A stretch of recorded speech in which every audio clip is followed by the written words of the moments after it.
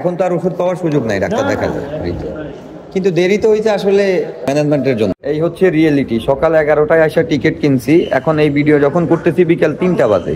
আমার room number হচ্ছে 6। এই যে 6 নাম্বার রুম। ডাক্তার কোথায় কি কাজে গেছে জানি না। এরপর এখন সবাইকে পাঠাইয়া দিয়েছে জরুরি বিভাগে দেখান।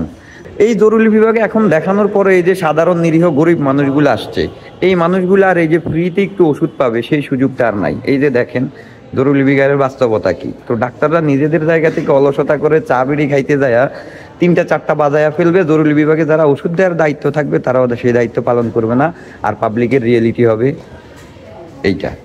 এই হচ্ছে এখনো বাংলাদেশের বা আমাদের বাস্তবতা। এই মানুষগুলো আর যে 2-4 টাকার ফ্রি ওষুধ পাবে নিরীহ গরিব মানুষ, সেই সুযোগ তাদেরও নাই, আমারও নাই।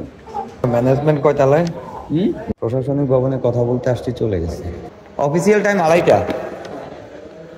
তো রুগী যে আছে, প্রশাসনিক বিভাগে কথা বলতে গেছি, তাদের ডিউটি নাকি 2:30টা পর্যন্ত। অভিযোগ বক্স জিজ্ঞেস করছি, এই হচ্ছে কমপ্লেন বা অভিযোগ বক্স।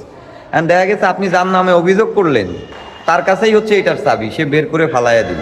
ছিঁড়ে ফেলা ছাড়া আর কি উপায় নেই। বাকিটা কথা হবে ইনশাল্লাহ অন্য সময় এদের সাথে।